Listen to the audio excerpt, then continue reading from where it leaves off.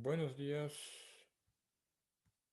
Como estoy en un lugar con mala señal, voy a dejar pregrabada la clase de hoy e intentarla subir más ratito. Entonces, ya terminamos con el capítulo B y ahora vamos a empezar entonces con el tercer capítulo sobre física estadística y procesos de transportes. Entonces, este es el plan. Hoy día quiero hablar simplemente de consideraciones generales en gases y esta materia obviamente no entra para el control de la semana próxima. Entonces por ahora es una introducción a ver si acaso alcanzamos o sea, una introducción a la física estadística de gases, que es algo súper simple y que normalmente suelo ver al principio del curso como material introductorio en realidad. Voy a poner un pause en la grabación. Aquí. Ok. Aquí tengo mejor seteado mi entorno. Entonces, consideraciones generales en un gas. Primero vamos a definir la presión, la temperatura, los grados de libertad y el libre camino medio, cosas que ya hemos estado entonces usando en el curso, pero en este capítulo vamos a formalizar. Entonces, la fuente para esta sección introductoria viene del volumen 1 de Feynman, en el capítulo 39, y les recomiendo fuertemente leerlo si quieren, digamos, comprender más la sutileza de la física implicada. Este enfoque que les voy a mostrar ahora no es riguroso para nada y en realidad es en la segunda sección de este capítulo que vamos a ver el tratamiento más riguroso usando la estadística de Boltzmann. Entonces, es el típico el dispositivo experimental de un gas que está en un recipiente y este es un gas ideal en que no compuesto de partículas que no chocan entre ellas. En esta versión, lo que pide Feynman en verdad es que las partículas no ocupen volumen, no resten del volumen disponible, y por otro lado, que los choques entre partículas sean elásticos. Y eso es suficiente para que cumpla lo mismo que un gas ideal, como si las partículas no chocaran entre ellas. El punto es que aquí, entonces, las partículas rebotan con el pistón, en la pared del pistón, ¿ok? Y tienen una, digamos, que al chocar acá, rebotan, por supuesto, y van a entregar entonces momentum a la pared, y eso va a transformar en una presión efectiva. Entonces, la presión aquí se refiere a la fuerza que ejercen las partículas al chocar contra el pistón. Es muy intuitivo. Si yo no tengo esta fuerza externa que sostiene el pistón, bueno, los choques de la partícula contra la pared van a empujar la pared y se va a expandir el gas. ¿Okay? Entonces, queremos calcular eso, pues, justamente, cuánto representa la presión ejercida por los choques de las partículas contra la pared. Entonces, en una situación de equilibrio, la fuerza externa F tiene que balancear la presión del gas y definimos esa presión como la fuerza por unidad de área ejercida por el gas. Entonces, primero estimamos cuántas partículas chocan contra el elemento de área de A.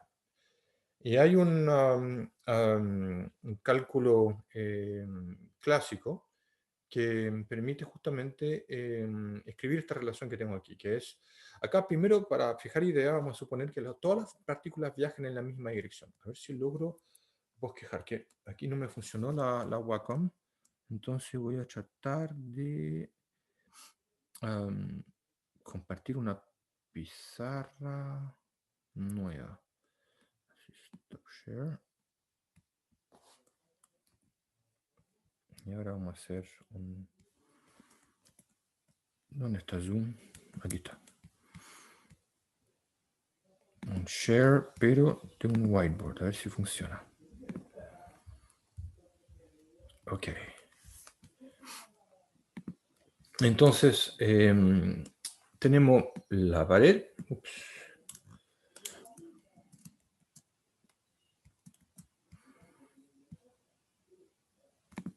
Aquí entonces es la pared y hay entonces partículas que todas viajan en dirección a la pared. En esta estamos primero suponiendo que todas las partículas viajan con la misma velocidad hacia la pared. O sea, todas están con la misma velocidad v hacia la pared. ¿Ok? Entonces, la pregunta es, ¿cuántas van a chocar en un tiempo delta t? Bueno, vamos a construir un volumen. Todas las que van a alcanzar a chocar con la pared van a estar contenidas en un volumen cuya altura es v por delta t. Aquí voy a poner un volumen bien alto. Esta distancia aquí va a ser un v por delta t.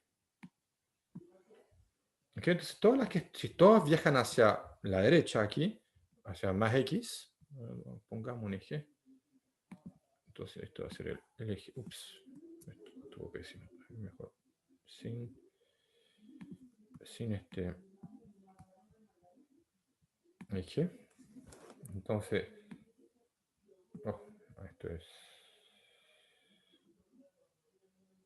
aquí abajo. Ok, entonces este sería el eje X.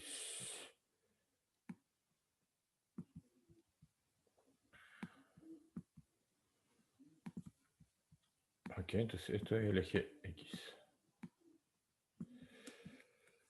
Bien, entonces, si todas las partículas viajan hacia más X, las que van a alcanzar a chocar en un tiempo delta t son las que se encuentran en una distancia v delta t del área A. ¿Okay? Entonces, al final, si le llamamos acá esta área A, todas las que van a alcanzar a chocar son las que van a estar incluidas en este volumen. ¿No es cierto? Son todas las que están en este volumen. Y ese número va a ser la densidad de partículas por unidad de volumen multiplicado por el volumen. Entonces, justamente eso es lo que tenía en las transparencias. Voy a hacer entonces ahora un stop share. Vamos a compartir de nuevo la pantalla. Ok. Entonces, claro, el número de partículas que alcanza a chocar un elemento de área delta A va a ser el volumen, que sería la altura de esa v por delta t, si todas viajan hacia la dirección más x, la altura multiplicado por el área, multiplicado por la densidad de partículas, es decir, el número de partículas dividido por el volumen total, que acá se define por A por X, porque X es el largo del pistón. Entonces es el número de partículas que alcanza a chocar con el elemento... Un momento.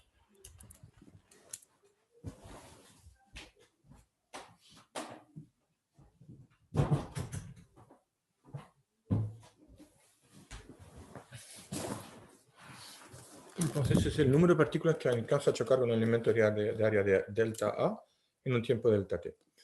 Y esas partículas entonces van a ejercer presión sobre el pistón y a cada vez que chocan, rebotan. Entonces, estas delta n partículas tenían una velocidad inicial hacia más x y rebotan, y entonces van a tener una velocidad, la misma velocidad al final, pero en dirección opuesta. Rebotaron, se vinieron desde la izquierda, chocaron y rebotan. Entonces, el momentum total entregado por esas delta n partículas va a ser este mismo número, delta n, multiplicado por el momentum transferido por cada vez, que son 2 mv. 2 mv, y multiplicado por este mismo v de acá, me da un v al cuadrado, que es el de v de acá. ¿Okay? Entonces, en total, el momentum ejercido sería la ecuación 2 aquí. ¿Okay? Sería el momentum transferido por cada choque, 2mv, multiplicado por el número de choques, delta n. Ahora, tomando en cuenta que en realidad no todas las partículas viajan hacia más x, sino que la mitad en promedio, o sea, si no hay dirección preferencial, que igualmente probable la dirección, es normal que la mitad vaya hacia la derecha y otra mitad a la izquierda. Entonces, quitamos un medio de partículas, porque la otra mitad va a dejar en la otra dirección, y entonces la presión va a ser la fuerza por unidad de área, que es el momentum total transferido dividido por el tiempo en el cual se transferió el momentum, ¿no es cierto? F, escribámoslo esto, a ver, voy a anotar aquí con esto. Entonces, la fuerza es el momentum dividido por el intervalo de tiempo. ¿Ok? Entonces es este mismo momentum en la ecuación 2 dividido por el delta t, y la presión es la fuerza dividido por el área. Entonces la presión es la fuerza dividida por el área.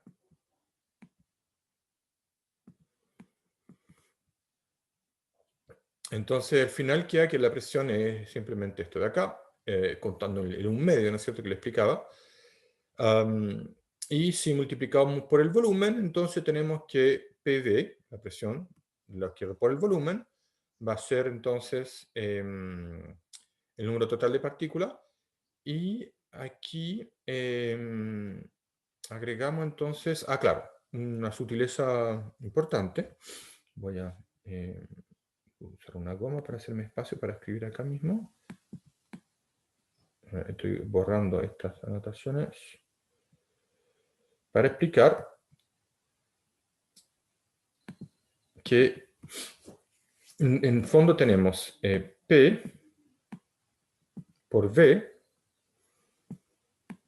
es entonces N por V grande, que sería el número total de partículas, esto de acá, multiplicado por M por el Vx cuadrado.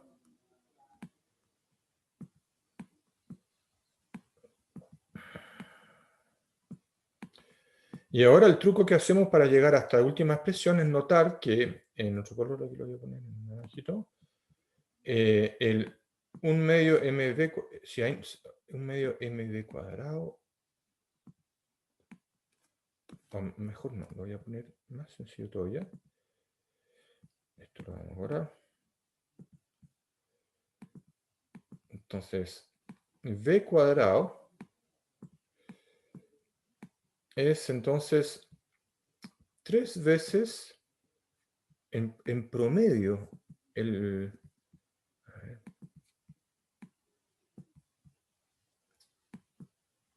promedio el v cuadrado es 3 veces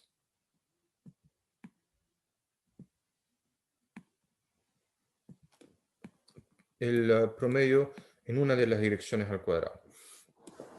¿Por qué? Porque no hay dirección preferencial. Entonces el promedio según x, el promedio de b cuadrado según x, bx cuadrado, o el promedio es igual al promedio de by cuadrado y igual al promedio de bz cuadrado.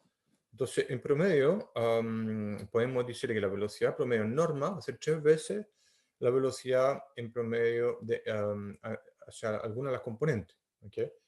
Porque lo voy a escribir Vx cuadrado en promedio es igual a Vy cuadrado. Y lo mismo que el Vz cuadrado. Eso se llama la isotropía del espacio. No hay dirección preferencial. No hay nada que motive las partículas a ir a una dirección más que por otra. Podría cambiar, por ejemplo, si ponemos partículas cargadas en un campo eléctrico externo o con masa en un campo de gravedad. Ahí aparece una dirección preferencial. ¿Okay? Pero en este caso estamos despreciando la fuerza de gravedad y entonces tenemos que el gas adentro del volumen es homogéneo. y no hay dirección preferencial. Entonces, este m de x cuadrado lo podemos volver a escribir como el n grande multiplicado por un tercio por 3 veces m por vx cuadrado. ¿No es cierto? Y aquí ustedes ven entonces de que esto es mv cuadrado, este de aquí, ¿ok? Y le ponemos un medio, le sumamos un medio y me queda entonces la expresión de la ecuación 3. PV es 2 tercios por n por la energía promedio por partícula. Entonces, con eso, este es el resumen. PV es 2 tercios por n por la energía promedio por partícula. ¿Ok?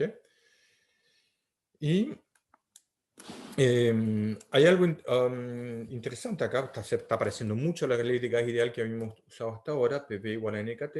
¿Ok? Pero no hemos todavía introducido la temperatura. Vamos a hacerlo del tiro. ¿Okay? Pero antes, escribamos la energía total del gas. La energía total del gas es la energía cinética de sus constituyentes, que es n veces la energía promedio por constituyente, por molécula. ¿Okay? Por lo tanto, aquí reconocemos la energía interna del gas, n por la energía promedio por partícula. Entonces podemos escribir que para un gas monoatómico, en general tenemos PV 2 tercios de U. Esta relación la podemos extender a moléculas poliatómicas. O sea, ¿de dónde venía la particularización de un gas monoatómico? Bueno, porque la energía promedio por partícula es un medio de mv cuadrado nada más. Acá no vemos energía asociada a la rotación de la molécula. Solamente vemos la energía de traslación. Y una molécula poliatómica podría tener entonces una rotación interna. Por ejemplo, imagínense una molécula diatómica. Entonces, claro, ella su centro de masa se traslada, pero además puede rotar. Podrían pensar, sí, pero en realidad una molécula monoatómica es una pelota que también podría girar sobre su propio eje. Esa es una de las limitaciones justamente de este enfoque y es lo que llamamos grados de libertad. En el fondo, una molécula monoatómica tiene un grado de libertad interna de rotación, pero no están poblados a temperaturas, o sea, dicen, no son activos a temperaturas altas. Empiezan a ser importantes a bajas temperaturas. Esto es lo que se llama los grados de libertad y conduce al teorema de equipartición que vamos a volver a visitar ahora, y que en realidad demuestra una falla en física clásica, porque si hablamos de que los grados de libertad de una molécula monoatómica son despreciables, ¿por qué tomamos en cuenta los de una molécula poliatómica? Ahí sí. ¿Okay? Entonces acá estamos hablando de una molécula puntual, una molécula, un gas monoatómico puntual que no tiene grados de rotación internos. ¿Okay? Claramente estoy anticipando que hay un problema, ¿no es cierto? Esto se ve bien hasta ahora, excepto que tenemos un problemita porque las moléculas son puntuales. ¿Okay?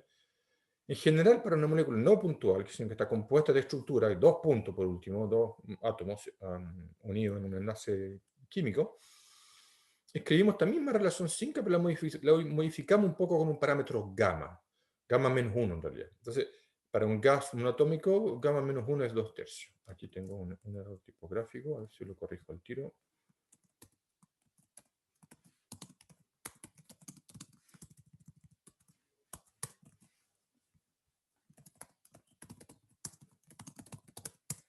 Ok.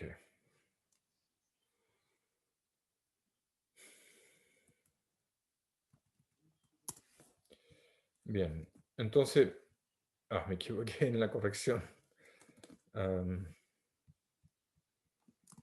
Ese está bien, es el siguiente. No importa. Vamos a seguir nomás. Entonces, para un gas monoatómico, ese gamma menos 1 es 2 tercios.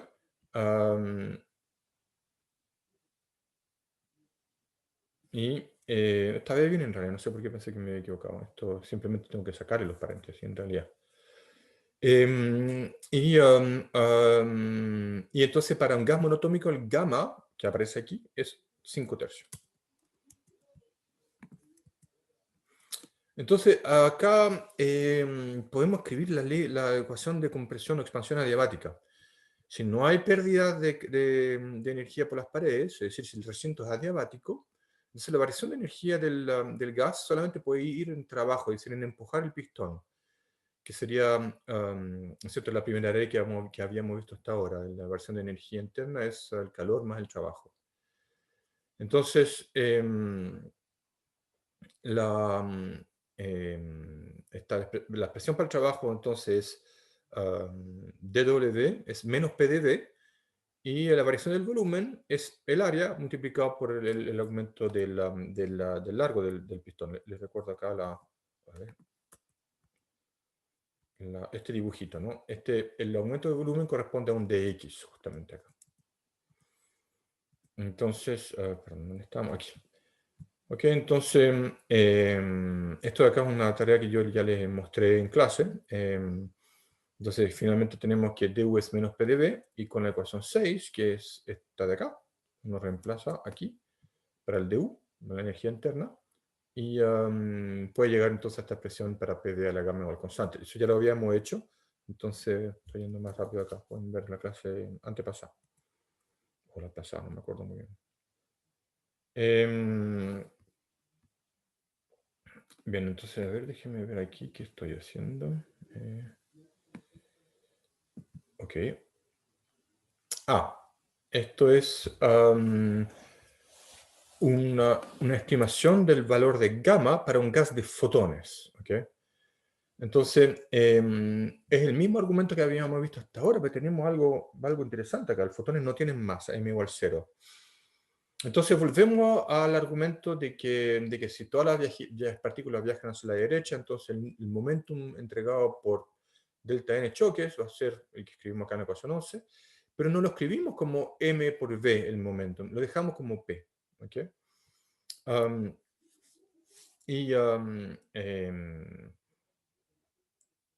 Tenemos que la isotropía del espacio me dice que entonces el px por vx es lo mismo que pi vi, es lo mismo que pz. O sea que la componente x de este producto punto, el p punto b, es px vx, es la misma que pi vi, es la misma que pz. Y por lo tanto, en promedio, px vx es lo mismo que un tercio de p punto b. Entonces reemplazamos este px vx por un tercio de p punto b. ¿Okay? Y llegamos entonces a la ecuación 13, válida siempre, no solamente para un gas de fotones. Es una manera, vuelvo a decir lo mismo, pero con otra notación.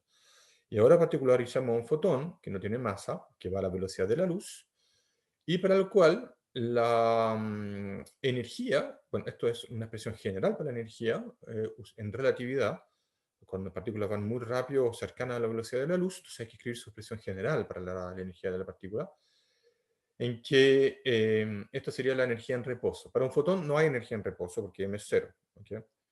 Entonces la energía es P por C nomás. ¿Okay? Entonces sustituimos acá el P.V por PC, y esa es la energía. Y N por la energía promedio por fotón es la energía interna del gas de fotón. Por lo tanto, PV es un tercio de U. Entonces, para un gas de fotones, uno identifica gamma menos 1 igual a un tercio. Eso me da un gamma igual a 4 tercios. ¿Okay? Es un ejemplo de alternativa al típico gas ideal. Ok, entonces ahora formalizamos el concepto de temperatura desde el punto de vista de esta física estadística. Entonces tenemos acá dos recipientes que están en equilibrio mecánico, es decir, que hay igualdad de presión a ambos lados. Y bueno, si hay igualdad de presión, usamos la ecuación de gas ideal que acabamos de demostrar. Les muestro de nuevo acá. Esta de acá, la ecuación 4. ¿Okay? Entonces, si hay igualdad de presión, ¿okay? Entonces tengo que la densidad n por T por V multiplicado por esta velocidad promedio tiene que ser igual a ambos lados. ¿Okay? Aquí lo tengo, la densidad del lado izquierdo por esta velocidad promedio. Y aquí de nuevo tengo unos errores tipográficos. Entonces, vamos a corregirlos.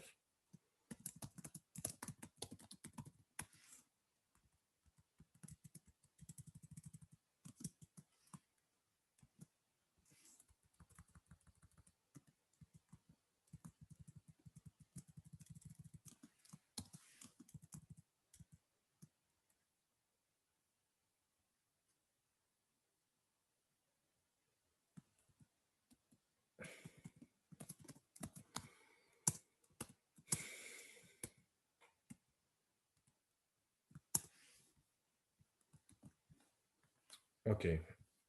Entonces tenemos igualdad de la densidad por esta energía cinética promedio de la izquierda y del lado derecho. Bien, pero podemos encontrar otra condición más debido a las pequeñas oscilaciones microscópicas en el pistón. Em,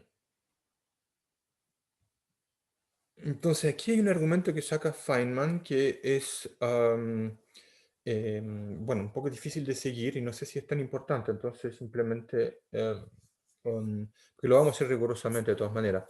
Pero para seguir el hilo, pasamos de este problema a un problema más sencillo, que es la mezcla de las dos especies en el mismo recipiente, o sea, sin el pistón entre medio. ¿Ok?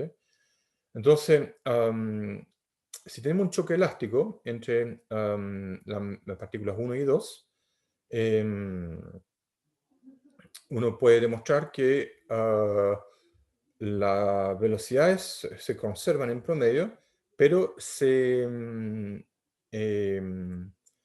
esa sería la velocidad relativa, se conserva, pero las direcciones se hacen aleatorias, es decir, que no dependen de la velocidad del centro masa. Am, lo que quiero decir acá es que se puede demostrar que el promedio de la velocidad relativa omega en la velocidad del centro masa en un choque de dos partículas es cero. ¿Y por qué eso es cero? Porque en el fondo tengo, a ver, voy a agrandar esto, ahora podría explicar con las manos por lo menos. Tengo dos partículas que chocan, ¿okay? Pueden estar en el centro masa en reposo en este sistema, ¿okay? Y van a rebotar así. Pero si el choque es complicado, o sea, no sabemos lo que ocurre en el choque, puede pasar esto, rebotar en alguna otra dirección. Lo único que importa es que la energía total se conserve, ¿ok? Y entonces, momentum inicial de las ambas es cero, se van chocando para acá, y si rebotan en otra dirección con las mismas velocidades, entonces la energía es la misma que la inicial, porque tienen las mismas velocidades. Y mientras se alejen en la misma línea, también el momentum sigue siendo cero. Si miramos todo esto de acá en desplazamiento, para un choque de partículas que hace así, por ejemplo, que se acercan y después rebotan, ¿ok? Entonces, es el mismo argumento. Yo me pongo en un sistema que se mueve con el centro de masa, entonces ahí están quietas y se ven así. ¿Ok? Pero el punto acá es que no hay ninguna condición que me diga que después del choque las partículas vayan a seguir en la misma línea inicial. O sea, pueden chocar así, no sé qué pasa acá, y pueden rebotar en alguna otra dirección. ¿Ok? Porque no conocemos los detalles de la interacción. Chocan, algo pasa y rebotan en alguna otra dirección. Entonces eso quiere decir de que las velocidades relativas de dos partículas que van a chocar o que han chocado no depende de la velocidad del centro masa. Por lo tanto, em, por componente sería Vx por V centro masa componente X. Son dos variables aleatorias independientes y son cantidades algebraicas que pueden ser positivas y negativas, cuyo promedio individual y cuyo promedio por separado es cero. Por lo tanto, este promedio es cero, el W.V centro masa. ¿Okay? Entonces, escribimos W, que es V1 menos V2, la velocidad relativa, ¿ok? Y escribimos la expresión para el centro masa, y ustedes pueden ver acá que entonces que en promedio las velocidades de la energía cinética de la partícula 1 tiene que ser igual a las velocidades de la partícula 2. O sea, la energía cinética promedio de la partícula 2. ¿Okay? Entonces, si los dos cuerpos, las dos mezclas están mezcladas, 1 y 2, entonces vemos que al chocar entre ellas, las partículas 1 y 2, por conservación de energía y conservación de momento angular, de momento lineal, vemos que se cumple que la energía cinética promedio de la partícula 1 es igual a la de la partícula 2. Entonces son argumentos muy moviendo las manos con lo que estoy diciendo, pero permiten llegar a esta idea de que cuando están mezcladas las partículas tienen que igualar su energía cinética. Es un argumento alternativo al que habíamos visto cuando hablábamos de la equipartición, de que toda la energía disponible se tiene que repartir de la misma manera entre todos sus constituyentes. Llegamos a la misma conclusión con este argumento, pero visto desde otro ángulo. Entonces, solamente para resumir, em, el argumento acá es demostrar que esta propiedad, ¿no? Que la velocidad relativa a punto, la velocidad del centro de masa para un choque entre dos partículas es cero en promedio. ¿Okay? Y eso se cumple debido a la conservación de energía y del momento. ¿Okay? Entonces, es lo que le estaba explicando. Cualitativamente, lo que ocurre es que si la velocidad del centro de masa es cero, entonces tenemos esta configuración. ¿Okay? O simplemente las partículas rebotan y vuelven a su misma dirección. Pero si la velocidad del centro de masa es cero, obviamente este promedio entero es cero.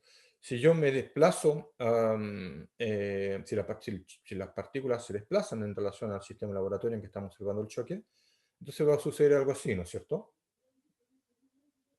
Pero los detalles de la interacción no dependen de la velocidad del centro de masa, porque me puedo desplazar al centro de masa y ver el mismo choque, y ahí van a chocar y van a rebotar en alguna otra dirección, pero en ese sistema la velocidad del centro de masa es cero. ¿Okay? Entonces, en general, la velocidad relativa de las partículas no depende de por dónde viajan. Este es el argumento que me permite escribir que esa cantidad en promedio es cero. De ahí reemplazo la velocidad relativa de la velocidad del centro de masa, y entonces llegó a la igualdad de estas energías cinéticas promedio. Si los separamos los dos gases, entonces acá el gas 1 y el gas 2, y dejamos un pequeño orificio, entonces nos imaginamos que acá, en esta pequeña apertura, se van a igualar las temperaturas, o sea, las temperaturas, estoy anticipando, se van a igualar la energía cinética promedio en este pequeño punto de contacto acá. ¿Okay? Entonces, en este dibujo hay una membrana semipermeable que deja pasar las partículas 1, pero no las partículas 2. ¿Okay? Entonces las partículas 1 viajan de un lado para otro, acá igualan su energía cinética promedio, aquí, y como viajan para el otro lado, tiene que ser la misma también de este lado. ¿Okay?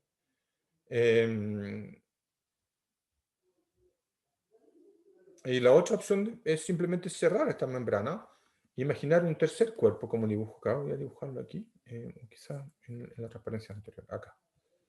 Vamos a anotar aquí. Entonces, nos imaginamos acá un tercer cuerpo. Este argumento no me gusta mucho, pero que está sujeto con una barra rígida. Y hacemos el mismo argumento de igualdad de energía cinética promedio con este cuerpo, con esta bola, de ambos lados. Entonces, como tiene que haber igualdad de energía cinética promedio del lado 1 con la bola del lado izquierdo, lo mismo del lado 2, y las dos están atadas por una barra, tienen que ser igual las dos. No es muy convincente el argumento, pero es el argumento que da Feynman. Me gusta más este otro de las membranas semipermeables o del pequeño orificio, que permite que se igualen la energía cinética promedio acá, o bien simplemente dejar de que pasen todas las partículas 1 en el volumen completo y se igualan de este lado derecho. Entonces, la condición que estábamos buscando, ¿no es cierto?, para este caso, que efectivamente tenemos equilibrio mecánico, que nos dice que las presiones son iguales, por lo tanto la densidad por la energía cinética promedio tiene que ser igual en ambos lados, pero pensamos que tiene que haber otra condición más, porque aquí van a haber pequeñas oscilaciones de este pistón, no va a estar completamente fijo, y el argumento justamente, estas pequeñas oscilaciones hacen que se iguale esa energía cinética promedio por partícula. Si no les deja muy satisfecho el argumento, yo estoy completamente de acuerdo con ustedes. Esto es muy cualitativo, pero es una introducción a este concepto de física, a estos conceptos de física estadística. El punto acá es que entonces tienen que igualarse en esa energía cinética promedio, y definimos temperatura como una escala de esa energía cinética promedio. Eso ya lo habíamos hecho antes también. ¿Okay? Entonces acá está la definición de la escala de temperatura. Llegamos entonces a la ley del gas ideal, PV igual a NKT, que habíamos usado ya un montón de veces en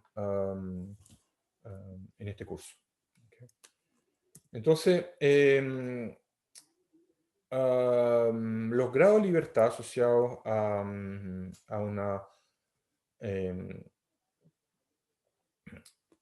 sí, había hablado de los grados de libertad y ahora lo que queremos hacer es extender lo que vimos para una partícula puntual o un gas monoatómico a caso de moléculas poliatómicas. ¿Okay? Entonces, la idea es decir, a ver, yo tengo igualdad de energías cinéticas promedios para choque entre cada una de las partículas puntuales. Entonces, es verdad para las partículas, una molécula diatómica compuesta por átomos A y B. Es decir, que tiene que igualarse la energía cinética promedio de la componente A y de la componente B. ¿Okay? Entonces, si hay un tercer cuerpo C, tiene que igualarse la energía cinética de A con C, de B con C, y entonces igualamos la energía cinética promedio de las partículas A, B y C. ¿Okay? Entonces, por otro lado, también está la energía cinética del centro masa, ¿okay? Que tiene que ser también 3 medio kT como conjunto. ¿Okay? Entonces, la idea es decir que tengo entonces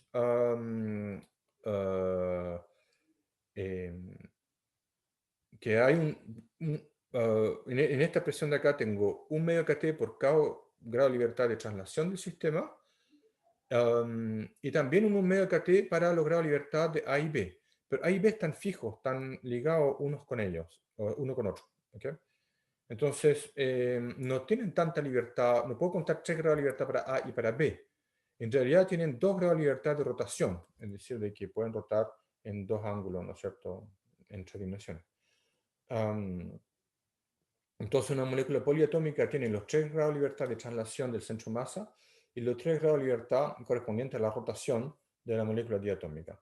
Entonces, al final tenemos un medio kT, perdón, 3 medio kT para 5 grados de libertad. A ver. Entonces, para el gas...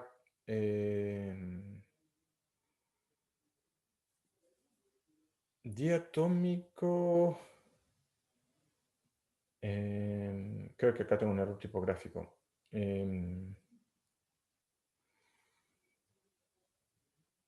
Debiera ser... a ver...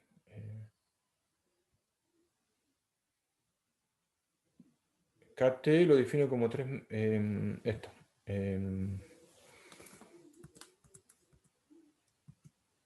Ahí está la definición. Tenemos entonces 3 medio KT.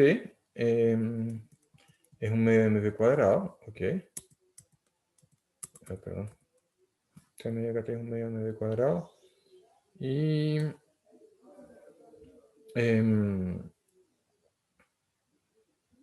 a ver, déjenme refrescar un poquito la memoria. Voy a parar un poquito la grabación para no aburrirlo con esta parte. Ok. No, disculpe, se me había olvidado un grado de libertad, por eso que no me salían las cuentas. Esto está bien. Es 3 grados de libertad para el centro masa, pero la molécula A y B no está completamente rígida. En realidad puede vibrar un poquitito ese grado de libertad, se me olvidó. Entonces, hay también 3 grados de libertad para el sistema relativo A y B, o sea, el compuesto A y B, que se puede rotar en 2 ángulos de rotación y en vibración también. Aquí entonces son 6 grados de libertad. Se pueden ver también esos mismos 6 grados de libertad como los 3 grados de libertad de la partícula A y los 3 grados de libertad de la partícula B. Están ligados, ¿ok? A y B, sí, como bien dicho antes, están ligados, pero la barra no es perfectamente rígida, contrariamente a lo que dejé entender anteriormente en esta clase, sino que también puede vibrar, y eso fue lo que se me olvidó. El hecho de que pueda vibrar hace que ese grado de libertad es más difícil que el resto, pero igual es un grado de libertad y ya se lleva un medio kT completo. Y esa es la parte que está un poquito mal descrita por la física clásica, justamente, que ese grado de libertad es más difícil de activar, pero igual se lleva igual tanta energía promedio como cualquier otro grado de libertad. ¿Okay? esa es la parte que no está muy bien descrita, que lleva a una contradicción, de hecho, que vamos a ver un poquito más adelante. ¿Ok? Entonces hay 6 grados de libertad con un medio kT por grado de libertad y quedan entonces que la energía interna total es 3 nkt. Entonces el gamma de un gas diatómico es 4 tercios. ¿Ok? Entonces, para terminar, le introduzco el libre camino medio, que es la distancia media que recorre una partícula antes de chocar con otra. Se me hizo un poco larga la clase y me preocupa que no la puedo grabar o que se me caiga el computador, así que vamos a dejar hasta acá. Esto de acá lo voy a desarrollar en la próxima clase, que sería entonces eh, el lunes próximo. El lunes la clase ocurre al mismo tiempo que el eclipse. Y yo vine para acá al sur justamente a tratar de observar el eclipse. Entonces no voy a poder hacer la clase el lunes. Y creo que la voy a dejar pregrabada de la misma manera que estoy haciendo esto. A ver si funciona. Entonces ahora hago esto, vuelvo al Zoom Meeting y con eso entonces me despido.